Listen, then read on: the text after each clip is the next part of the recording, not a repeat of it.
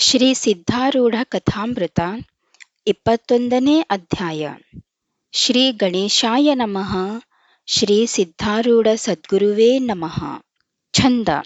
ಸರ್ವದೇವರ ರೂಪದಿಂದಲೇ ನೀನು ಸದ್ಗುರು ಇರುತ್ತಿಹೇ. ಗರ್ವವನ್ನು ನೀ ಹರಣ ಮಾಡಿಯೇ ಜನರ ಭಕ್ತಿಗೆ ತರುತ್ತಿಹೇ. ಭಕ್ತಿಯಿಂದಲೇ ಒಲಿಯುವದರಿಂ ನಿನ್ನ ನಾಮವ ಜಪಿಸುವೆ. ಮುಕ್ತಿಯಂಬೇಡೆಂದು ಪಾದದ ಸೇವೆಯನ್ನು ನಾಂ ಬಯಸುವೆ. ಹೇ ಸದ್ಗುರುವೇ, ನಿನ್ನ ರೂಪವು ನಿಗಮಾಗಮಾತೀತವಾದದ್ದು. ಅದಕ್ಕೆ ಚಿತ್ಸ್ವರೂಪವೆನ್ನುತ್ತಾರೆ. ಆ ನಿನ್ನ ಸ್ವರೂಪವು ಜಗನ್ಮಯವಾಗಿದ್ದರೂ ನಿರ್ಲೇಪವಿದ್ದು ಪುಣ್ಯ ಪಾಪಗಳು ಅದಕ್ಕೆ ಹತ್ತುವುದಿಲ್ಲ. ಶಬ್ದಗಳ ಘಟಾಟೋಪಗಳು ಕಲ್ಪಿತವಾಗಿದ್ದು ಅವು ಬರೇ ವಾಚಾರಂಭಣ ಅನ್ನಲ್ಪಡುತ್ತವೆ. ನಿರ್ವಿಕಾರವಾದ ಚೈತನ್ಯವು ಇವಕ್ಕೆಲ್ಲ ಅತೀತವಾಗಿ ಇರುವುದು. ಎಲ್ಲಿ ಪರ್ಯಂತ ವಿಮಲ ಜ್ಞಾನವಿಲ್ಲವೋ ಅಲ್ಲಿವರೆಗೆ ಈ ಜಗದ್ಭಾನವು ಸತ್ಯವಾಗಿ ಕಾಣಿಸುವುದು. ಜ್ಞಾನದಿಂದಲೇ ಆ ನಿರ್ವಾಣ ಸ್ಥಿತಿಯನ್ನು ಜೀವನು ಹೊಂದಿ ದ್ವೈತ ಭಾವವನ್ನು ಕಳೆದುಕೊಳ್ಳುತ್ತಾನೆ. ಬ್ರಹ್ಮಜ್ಞಾನದ ಮಹಿಮಾ ಅಗಾಧವಾಗಿದ್ದು ಶಂಕರ ಪಾರ್ವತಿ ಸಹ ತಿಳಿಯಲಾರರು. ಅಜ್ಞನಾದ ಜೀವಾತ್ಮನು ಗುರುಕೃಪೆ ಆಗದ ವಿನಃ ಹೇಗೆ ತಿಳಿದುಕೊಳ್ಳುವನು? ಬ್ರಹ್ಮಜ್ಞಾನದಿಂದ ದ್ವೈತ ನಿರಸನವಾಗುವುದು. ದ್ವೈತದ ಅಭಾವದಿಂದ ಆನಂದ ಪ್ರಾಪ್ತಿ. ಆಮೇಲೆ ಜೀವನು ಬರೋಣ ಹೋಗೋಣಗಳಿಲ್ಲದೆ ನಿತ್ಯ ನಿರಾಕಾರ ಸ್ವರೂಪನೇ ಆಗಿರುತ್ತಾನೆ. ದೇಹ ಬುದ್ಧಿಯ ಯೋಗದಿಂದ ಮನಸ್ಸು ನಿರಾಕಾರ ಸ್ಥಾನಕ್ಕೆ ಪ್ರಾಪ್ತವಾಗಲೊಲ್ಲದು. ಅದಕ್ಕೆ ನಾಮರೂಪಗಳಲ್ಲಿಯೇ ತಿರುಗುತ್ತಿರುವ ಚಟವಿದ್ದು ನಿರ್ಗುಣದಲ್ಲಿ ಹೋಗಲಿಕ್ಕೆ ಅದು ಹೆದರುವುದು. ಹಾಗಾದರೆ ಅದಕ್ಕೆ ಸದ್ಗುರು ನಾಮಚಿಂತನೆಯನ್ನು ಹಚ್ಚಿ ಅಭ್ಯಾಸ ಬಲದಿಂದ ಯಾವಾಗಲೂ ಆತನ ರೂಪಗುಣಗಳನ್ನು ಧ್ಯಾನಿಸುತ್ತಾ ಇರುವುದರಿಂದ ಮನಸ್ಸಿನೊಳಗಿನ ದ್ವೈತಭಾವವು ಹೋಗುವುದು. ಚಿಂತನಾ ಮಾತ್ರದಿಂದ ಸದ್ಗುರು ರೂಪದಲ್ಲಿ ಅದ್ವೈತ ಭಾವವು ತಾನೇ ಆಗುವುದು. ಅನಂತರ ಸೋಹಂಭಾವ ಉತ್ಪನ್ನವಾಗುವುದು. ಅದನ್ನು ಎಲ್ಲ ಕಡೆಯಲ್ಲಿ ನಾಮರೂಪಗಳ ಮೇಲೆ ಯೋಜಿಸಬೇಕು. ಈ ಪ್ರಕಾರ ನಿತ್ಯ ಅಭ್ಯಾಸ ಮಾಡುವುದರಿಂದ ಸ್ವರೂಪವು ಪ್ರಕಾಶಿಸುವುದು. ಆದ್ದರಿಂದ ಶರೀರಕ್ಕೆ ಬೇರೆಯಾಗಿ ಸ್ಥೂಲ ಸೂಕ್ಷ್ಮ ದೇಹಗಳನ್ನು ನೋಡುವಂಥವನಾಗಿ ಸಾಕ್ಷಿ ಚೈತನ್ಯದಲ್ಲಿ ಐಕ್ಯನಾಗಿದ್ದು ತನ್ನ ಸ್ವಸ್ಥಾನಕ್ಕೆ ಬರುವನು.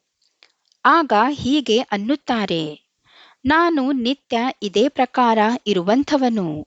ಸತ್ಯವಾಗಿ ಎಂದೂ ನಾನು ವಿಕಾರ ಹೊಂದಲೇ ಇಲ್ಲ. ಮತ್ತು ಆ ಸಮಯದಲ್ಲಿ ಜಗತ್ ಪ್ರಪಂಚವನ್ನು ನೋಡೋಣ. ಅಂದರೆ ಅದು ಎಲ್ಲೆಲ್ಲಿಯೂ ಇರುವುದಿಲ್ಲ, ತೋರುವುದಿಲ್ಲ. ಇಷ್ಟೇ ಅಲ್ಲ, ಈ ಜಗತ್ತು ಎಂದೂ ಆಗಿದ್ದಿಲ್ಲ ಮತ್ತು ಆಕಾಶದೊಳಗೆ ಕಾಣಿಸುವ ನಗರದಂತೆ ಸಂಭವಿಸಲಿಕ್ಕೆ ಸಾಧ್ಯವೇ ಇಲ್ಲ ಎಂಬಂತೆ ಕಾಣಿಸುವುದು. ಚಿತ್ತವು ಸ್ವರೂಪದಲ್ಲಿಯೇ ಇರುತ್ತಿದ್ದು ಒಂದು ವೇಳೆ ಕಣ್ಣು ತೆರೆದು ಜಗತ್ತನ್ನು ನೋಡಿದರೆ ತನ್ನ ಸ್ವರೂಪದ ಹೊರತು ಅದಕ್ಕೆ ಬೇರೆಯಾಗಿ ಏನೇನೂ ಕಾಣಿಸದು. ಹಾಗೆ ತನ್ನ ದೇಹವೋ ಹಾಗೆಯೇ ಜಗತ್ತೆಲ್ಲ ಕಾಣಿಸುವುದು. ಸ್ತ್ರೀ, ಪುತ್ರ, ಧನ ಇತ್ಯಾದಿಗಳೆಲ್ಲವೂ ಆತ್ಮಾಕಾರ ತೋರುವುದು. ಅಲ್ಲಿಂದ ಮನಸ್ಸು ನಿರ್ಗುಣದಲ್ಲಿ ಹಚ್ಚಿದರೆ ಸುಖದಿಂದ ತುರ್ಯಾತೀತ ಅವಸ್ಥೆಯು ಪ್ರಾಪ್ತವಾಗುವುದು. ಈ ಸ್ಥಿತಿಯಲ್ಲಿ ಶುದ್ಧ ಜ್ಞಪ್ತಿ ರೂಪ ಸತ್ತೆಯ ಹೊರತು ಅಹಂಭಾವವು ಏನೇನೂ ಉಳಿಯುವುದಿಲ್ಲ. ಯಾವ ಈ ಸ್ಥಿತಿಯ ಅನುಭವವಿರುವುದೋ ಅದಕ್ಕೆ ಜ್ಞಾನವೆನ್ನುವರು. ಈ ಅಪೂರ್ವ ಅನುಭವದಿಂದ ಪೂರ್ಣಾನಂದವು ಹೃದಯದಲ್ಲಿ ಪ್ರಕಟವಾಗುವುದು. ಅಂಥ ಈ ಆನಂದವು ಸಾಧ್ಯವಾಗಬೇಕಾದರೆ ಸದ್ಗುರುವಿಗೆ ಶರಣು ಹೋಗಬೇಕು. ಅಂತರ್ಯದೊಳಗೆ ಆತನು ಕೃಪಾ ಮಾಡಿದ್ದಾದರೆ ಬ್ರಹ್ಮರೂಪವು ಪ್ರಾಪ್ತಿಯಾಗುವುದು. ಹೇ ಶ್ರೋತಾಜನರುಗಳಿರ, ಅತಿ ಮಧುರವಾದ ಕಥೆಯನ್ನು ಶ್ರವಣ ಮಾಡುವಂಥವರಾಗಿರಿ. ಅದರ ಶ್ರವಣ ಮಾತ್ರದಿಂದ ಮನನವಾಗಿ ಸ್ವರೂಪ ಸಾಕ್ಷಾತ್ಕಾರವು ಶೀಘ್ರವಾಗುವುದು. ಪುಣ್ಯವತಿಯಾದ ಹುಬ್ಬಳ್ಳಿ ನಗರದೊಳಗೆ ರಾಮನಾಥನೆಂಬ ಬ್ರಾಹ್ಮಣ ಗೃಹಸ್ಥನಿರುವನು. ಆತನಿಗೆ ಕೃಷ್ಣಾಬಾಯಿ ಎಂಬಾಕೆ ಪತ್ನಿ ಇರುವಳು. ಅವರ ಮಗನ ಉಪನಯನ ಕಾರ್ಯವನ್ನು ಸಂಪಾದಿಸಿಕೊಳ್ಳುವುದಕ್ಕೋಸ್ಕರವಾಗಿ ಮನೆಯಲ್ಲಿ ತಯಾರಿ ನಡೆಯುತ್ತಿರುವಾಗ ಕೃಷ್ಣಾಬಾಯಿಯು ಬಂದು ಪತಿಯನ್ನು ಕುರಿತು ಅನ್ನುತ್ತಾಳೆ, ನಮ್ಮ ಪುತ್ರನ ಉಪನಯನ ಕಾಲದಲ್ಲಿ ಶ್ರೀ ಸಿದ್ಧಾರೂಢರನ್ನು ಮನೆಗೆ ಕರೆಸಿ ಅವರನ್ನು ಯಥಾಯೋಗ್ಯ ಪೂಜಿಸಿ ಆಮೇಲೆ ಉಪನಯನ ಕಾರ್ಯವನ್ನು ನಡೆಸಬೇಕಾಗುತ್ತದೆ. ಯಾಕೆಂದರೆ ಈ ಪುತ್ರನು ಹುಟ್ಟುವ ಪೂರ್ವದಲ್ಲಿ 2 ಕೂಸುಗಳು ಹುಟ್ಟಿದ ಕೂಡಲೇ ತೀರಿಕೊಂಡವು. ಆಗ ಮಕ್ಕಳು ಹೇಗೆ ಬದುಕುವವು ಎಂಬ ಮಹಾಚಿಂತೆ ಉತ್ಪನ್ನವಾಯಿತು. ಆಗ ಯಾರೋ ಒಬ್ಬರು ಹೇಳಿದರು, ಶ್ರೀ ಸಿದ್ಧಾರೂಢರ ಚರಣಗಳಿಗೆ ಪ್ರಾಪ್ತವಾಗಿ ಪ್ರಾರ್ಥಿಸಿದ್ದಾದರೆ ಅವರ ಕೃಪೆಯಿಂದ ಮಕ್ಕಳು ಬದುಕುವವು. ಈ ಕೀರ್ತಿಯನ್ನು ನಾನು ಕೇಳಿ ಈ ನಮ್ಮ ಪುತ್ರನು ಹೊಟ್ಟೆಯಲ್ಲಿರುವಾಗ ನಾನು ಸಿದ್ಧಾಶ್ರಮಕ್ಕೆ ಹೋಗಿ ಪ್ರಾರ್ಥಿಸಿದೆನು. ಹೇ ಸದ್ಗುರುನಾಥ, ನನಗೆ ಪುತ್ರನನ್ನು ದಯಪಾಲಿಸಿ. ಆತನನ್ನು ದೀರ್ಘಾಯು ಮಾಡಿದ್ದಾದರೆ ಆತನ ಉಪನಯನ ಕಾಲದಲ್ಲಿ ನಿಮ್ಮನ್ನು ಗ್ರಹಕ್ಕೆ ಕರೆಸಿ ಪೂಜೆಯನ್ನು ಮಾಡಿ ಸಂತೋಷಪಡಿಸುವೆನು. ಆದ್ದರಿಂದ ನನ್ನ ಮೇಲೆ ಕೃಪಾ ಮಾಡಿ ನನ್ನ ಮನೋರಥವನ್ನು ಪೂರ್ಣ ಮಾಡಬೇಕು. ಈ ಪ್ರಕಾರದ ನನ್ನ ವಚನವನ್ನು ಕೇಳಿ ಆ ದಯಾಳುವಾದ ಸದ್ಗುರುನಾಥನು ನನ್ನ ಮೇಲೆ ಕೃಪೆ ಮಾಡಿ ಆಶೀರ್ವಾದ ಕೊಟ್ಟನು. ಅದರಿಂದ ನನಗೆ ಆನಂದವಾಗಿ ಆತನಿಗೆ ನಮಸ್ಕರಿಸಿ ನಾನು ಹೊರಟು ಬಂದೆನು. ಆ ಸಿದ್ಧಾರೂಢ ಸದ್ಗುರು ಕೃಪೆಯಿಂದಲೇ ಇಲ್ಲಿ ತನಕ ಮಗನು ಬದುಕಿರುತ್ತಾನೆ. ಆದ್ದರಿಂದ ಈ ಉಪನಯನ ಮಹೋತ್ಸವ ಆರಂಭ ಮಾಡುವುದಕ್ಕಿಂತಲೂ ಮೊದಲು ಸಿದ್ಧಾರೂಢರಿಗೆ ಗ್ರಹಕ್ಕೆ ಕರೆದುಕೊಂಡು ಬಂದು ಷೋಡಶೋಪಚಾರಗಳಿಂದ ಪೂಜಿಸಬೇಕು. ಅತ್ಯಾದರದಿಂದ ಪೂಜಿಸಿ ಅವರಿಗೆ ವಸ್ತ್ರ ಕಾಣಿಕಾದಿಗಳನ್ನು ಸಮರ್ಪಿಸಿ ಆಮೇಲೆ ಭೋಜನ ಮಾಡಿಸಿ ಮಠಕ್ಕೆ ತಿರುಗಿ ಕಳುಹಿಸಬೇಕಾಗಿರುತ್ತದೆ. ಈ ಪ್ರಕಾರ ಪೂಜಾ ಮಾಡಿದ್ದಾದರೆ ಪುತ್ರನಿಗೆ ಸರ್ವ ಕಲ್ಯಾಣ ಪ್ರಾಪ್ತವಾಗುವುದು. ಆದ್ದರಿಂದ ನೀವು ಇದನ್ನು ಮನಸ್ಸಿನೊಳಗೆ ವಿಚಾರ ಮಾಡಿಕೊಂಡು ಹಾಗೆಯೇ ನಡೆಸಬೇಕು ಎಂದು ನನ್ನ ಪ್ರಾರ್ಥನೆಯಾಗಿದೆ ಅಂದಳು. ಪತ್ನಿಯ ಈ ಪ್ರಕಾರದ ವಚನವನ್ನು ಕೇಳಿ ರಾಮನಾಥನು ಕ್ಷೋಭಗೊಂಡು ಅನ್ನುತ್ತಾನೆ, ಬೇಡುವುದಕ್ಕೆ ಇಲ್ಲಿ ಯಾವ ದೇವರು ನಿನಗೆ ಸಿಗಲಿಲ್ಲವೇನು? ನಾವು ಬ್ರಾಹ್ಮಣರಿದ್ದು ಆ ಶೂದ್ರನಿಗೆ ಹರಕೆ ಹೊತ್ತಿ ನಾನು ಆತನನ್ನು ಮನೆಯೊಳಗೆ ಕರೆದುಕೊಂಡು ಬಂದದ್ದಾದರೆ ಬ್ರಾಹ್ಮಣರೆಲ್ಲ ನನಗೆ ನಗುವರು. ಈಗ ನಿನ್ನ ಈ ಮೂರ್ಖತ್ವವನ್ನು ಬಿಟ್ಟು ಬಿಡು. ನಾವು ಇಲ್ಲೇ ದೇವರ ಪೂಜೆಯನ್ನು ಮಾಡುವೆವು ಅಂದದ್ದು ಕೇಳಿ ಕೃಷ್ಣಾಬಾಯಿಯು ಬಹಳ ಆಗ್ರಹ ಮಾಡಿದ್ದಾಗೂ ಆತನು ಕೇಳಲಿಲ್ಲ. ಆಗ ಕೃಷ್ಣಾಬಾಯಿಯು ಏಕಾಂತದಲ್ಲಿ ಹೋಗಿ ಕಣ್ಣಿನಿಂದ ನೀರು ಸುರಿಸುತ್ತಾ ಸದ್ಗುರು ಪ್ರಾರ್ಥನೆ ಮಾಡುವಂಥವಳಾದಳು. ಹೇ ದಯಾಳು ಸಿದ್ಧಾರೂಢನೇ, ನೀನು ಪ್ರಾಪ್ತನಾಗಿ ನನ್ನ ಹರಕೆ ತೀರಿಸಿಕೊಳ್ಳುವಂಥವನಾಗು. ನಿನ್ನನ್ನು ಮನೆಗೆ ಕರೆಯಿಸಲು ನನ್ನ ಪತಿಯು ಸಮ್ಮತಪಡುವುದಿಲ್ಲ. ಆದ್ದರಿಂದ ಮನೆಗೆ ಕರೆಸಿಕೊಂಡು ಪೂಜಾ ಮಾಡಲಿಲ್ಲವೆಂದು ನನ್ನ ಮೇಲೆ ಕ್ಷೋಭಿಸದೆ ನನ್ನ ಪುತ್ರನನ್ನು ಬದುಕಿಸಬೇಕಾಗಿರುತ್ತದೆ.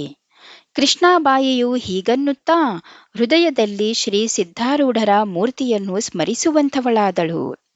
ಆ ಕೂಡಲೇ ಅಲ್ಲೇ ಸದ್ಗುರುವು ಪ್ರಸನ್ನವದನದಿಂದ ಆಕೆಗೆ ಆಶ್ವಾಸನ ಕೊಡುವಂಥವನಾದನು ಮತ್ತು ಆಕೆಯು ಸಮಾಧಾನ ಹೊಂದಿದಳು.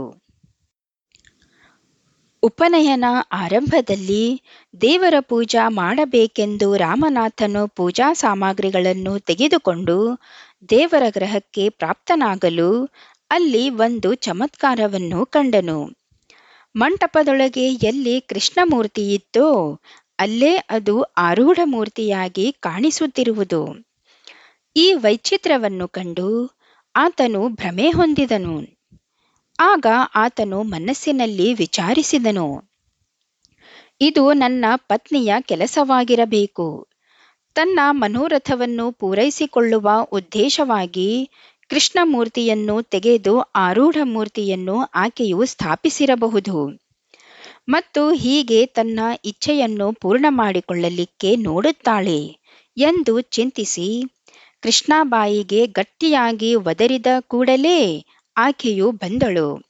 ಆಗ ಸಿಟ್ಟಿನಿಂದ ಕೇಳುತ್ತಾನೆ, ಭ್ರಷ್ಟೆ, ನೀನು ಕೃಷ್ಣಮೂರ್ತಿಯನ್ನು ತೆಗೆದು ಸಿದ್ಧಮೂರ್ತಿಯನ್ನು ಸ್ಥಾಪಿಸಿರುವೆಯೇ ಎನ್ನಲಾಗಿ ಆಕೆಯು ನಾನೇನೂ ಅರಿಯೆ ಎಂದು ಯಥಾರ್ಥವಾಗಿ ನುಡಿದಳು ಮತ್ತು ಈ ಚಮತ್ಕಾರವನ್ನು ನೋಡಿ ಆಶ್ಚರ್ಯಪಟ್ಟು ಆ ದಯಾಘನನಾದ ಸಿದ್ಧ ಸಮರ್ಥನು ಸತ್ಯವಾಗಿ ಪ್ರಾಪ್ತನಾದನು ಅಂದುಕೊಂಡಳು. ಆಗ ಆತನು ಸಂಪುಷ್ಟವನ್ನು ತೆಗೆದು ನೋಡುತ್ತಾನೆ. ಅದರೊಳಗಿರುವ ಗಣಪತಿ ಮೂರ್ತಿ, ವಿಠ್ಠಲ ಮೂರ್ತಿ, ಸಾಲಿಗ್ರಾಮ ಎಲ್ಲವೂ ಸಿದ್ಧಾರೂಢನೇ ಆಗಿ ಕಾಣಿಸುತ್ತಿರುವವು. ಇದನ್ನು ನೋಡಿ ರಾಮನಾಥನು ಆಶ್ಚರ್ಯಚಕಿತನಾಗಿ, ಇದು ನಿಜವಾಗಿ ಈಶ್ವರೀ ಮಾಯಾ ಇರುವುದು. ಸಿದ್ಧಾರೂಢರು ಸತ್ಯವಾಗಿ ಅವತಾರ ಪುರುಷರಿರುವರು. ಇದರೊಳಗೆ ಏನೇನೂ ಸಂಶಯವಿಲ್ಲ. ಹೇ ಸ್ತ್ರೀಯೇ, ನಾನು ವ್ಯರ್ಥವಾಗಿ ಸಿಟ್ಟಿಗೆದ್ದೆ. ನೀನೇ ಸಿದ್ಧಾರೂಢರ ಅವತಾರವನ್ನು ತಿಳಿದುಕೊಂಡಿರುವಿ ಮತ್ತು ಧನ್ಯಳಾದಿ. ನಾನು ಈಗಲೇ ಸಿದ್ಧಾಶ್ರಮಕ್ಕೆ ಹೋಗಿ ಸದ್ಗುರುಗಳನ್ನು ಕರೆದುಕೊಂಡು ಬರುವೆನು ಮತ್ತು ನಿನ್ನ ಇಚ್ಛೆ ಹೇಗಿತ್ತೋ ಹಾಗೆಯೇ ಪೂಜಿಸುವೆನು ಎಂದನು.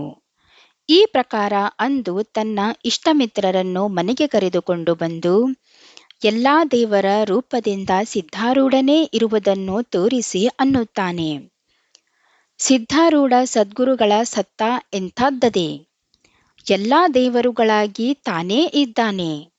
ನಾವು ಆತನ ಮಹಿಮೆಯನ್ನು ತಿಳಿಯದೇ ವ್ಯರ್ಥವಾಗಿ ಕರ್ಮ ಮಾರ್ಗವನ್ನು ಅನುಸರಿಸಿದೆವು. ಈಗಲಾದರೂ ಆ ಸದ್ಗುರುರಾಯನಿಗೆ ಶರಣು ಹೋಗಿ ಸದ್ಭಾವದಿಂದ ಆತನ ಚರಣಗಳನ್ನು ಹಿಡಿದು ಪ್ರೇಮದಿಂದ ಆತನನ್ನು ಪೂಜಿಸಿದ್ದಾದರೆ ನಾವು ಈ ಲೋಕದಲ್ಲಿ ಧನ್ಯರಾಗುವೆವು.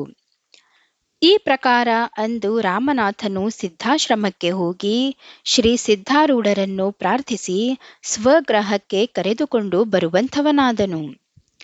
ಕೃಷ್ಣಾಬಾಯಿಯು ಸದ್ಗುರುಗಳಿಗೋಸ್ಕರ ದಿವ್ಯ ಪೀಠವನ್ನು ಹಾಕಿ ಅವರ ದಾರಿ ನೋಡುತ್ತಿದ್ದಳು. ಸಿದ್ಧರನ್ನು ನೋಡಿದ ಕೂಡಲೇ ಆಕೆಗೆ ಉತ್ಕಟ ಪ್ರೇಮ ಉತ್ಪನ್ನವಾಯಿತು. ಆಗ ಸಿದ್ಧಾರೂಢರನ್ನು ಆಸನದ ಮೇಲೆ ಕುಳ್ಳಿರಿಸಿ ತನ್ನ ಮಸ್ತಕವನ್ನು ಆತನ ಚರಣಗಳಲ್ಲಿಟ್ಟು ನೇತ್ರೋದಕದಿಂದ ಆತನ ಪಾದ ಪ್ರಕ್ಷಾಳನ ಮಾಡುವಂಥವಳಾದಳು. ಹೇ ದೀನ ದಯಾಳ ಸಿದ್ಧನಾಥ, ದೀನ ಅನಾಥರಾದ ನಮ್ಮನ್ನು ನೀನು ರಕ್ಷಿಸುತ್ತೀ. ನಾವು ನಿನ್ನ ಮಹಿಮೆಯನ್ನು ತಿಳಿಯಲಾರೆವು. ಆದರೂ ಹೇ ದೀನನಾಥ ಕೃಪಾ ಮಾಡಿದಿ ಅಂದಳು. ಆಗ ಎಲ್ಲಾ ಪೂಜಾ ಸಾಮಗ್ರಿಗಳನ್ನು ತೆಗೆದುಕೊಂಡು ಬಂದು ರಾಮನಾಥನು ಸಿದ್ಧಾರೂಢರ ಚರಣಗಳಿಗೆ ನಮನ ಮಾಡಿದನು. ಆಮೇಲೆ ವೇದ ವಿಧಿಗನುಸರಿಸಿ ಯಥಾಸಾಂಗ ರೀತಿಯಿಂದ ಸದ್ಗುರುಗಳನ್ನು ಪೂಜಿಸುವಂಥವನಾದನು. ಎಲ್ಲ ಇಷ್ಟಮಿತ್ರರನ್ನು ಕೂಡಿಕೊಂಡು ಈ ಪ್ರಕಾರ ಪೂಜಾ ಮಾಡಿ ನೈವೇದ್ಯ ಸಮರ್ಪಿಸಿ ವಿಧಿ ಪ್ರಕಾರ ಸಿದ್ಧಾರೂಢರಿಗೆ ಆರತಿ ಬೆಳಗಿದರು.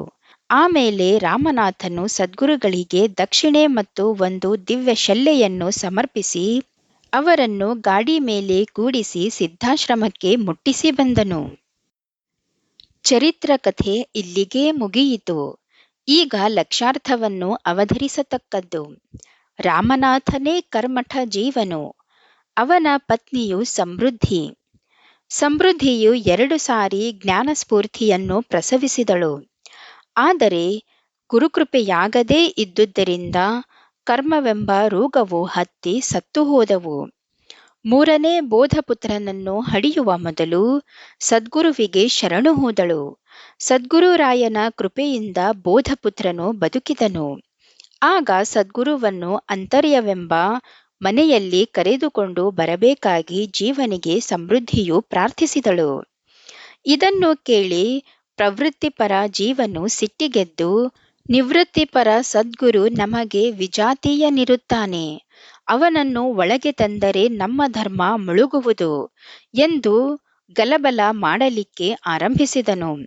ತಿರಸ್ಕಾರ ಬುದ್ಧಿಯಿಂದಾದರೂ ಆತನ ವೃತ್ತಿ ತದಾಕಾರವಾಗಿ ಗುರುಮೂರ್ತಿಯನ್ನೇ ಹೃದಯದೊಳಗೆ ಕಾಣುವಂಥವನಾಗಿ ಆ ವೃತ್ತಿಯು ಸದ್ಗುರು ಪಾದದ ಕಡೆಗೆ ತಿರುಗಿತು. ರಾಗಬುದ್ಧಿಯಿಂದಾಗಲಿ ದ್ವೇಷ ಬುದ್ಧಿಯಿಂದಾಗಲಿ ಸದ್ಗುರು ಚಿಂತನವಾದ ಮಾತ್ರದಿಂದ ವೃತ್ತಿ ತದಾಕಾರವಾಗಿ ಅದರಿಂದ ಪ್ರೇಮ ಉತ್ಪನ್ನವಾಗುವುದು.